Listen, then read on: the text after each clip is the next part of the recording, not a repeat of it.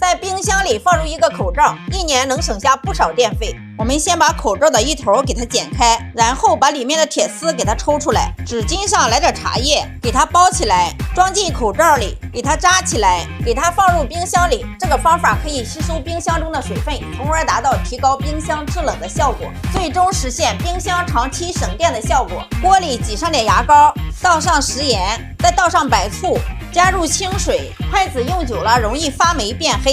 我们给它放入锅里，大火烧开，煮5到10分钟。看，霉斑污渍都被煮出来了，这样煮出来的筷子干净，用着才放心。加入15毫升的白酒，加入小苏打，加入温水，均匀的喷洒在厨房地面上，这样擦出来的厨房地面既不沾灰又不沾油，都是在家比较实用的小妙招。感兴趣的记得点赞收藏起来，我们下期见。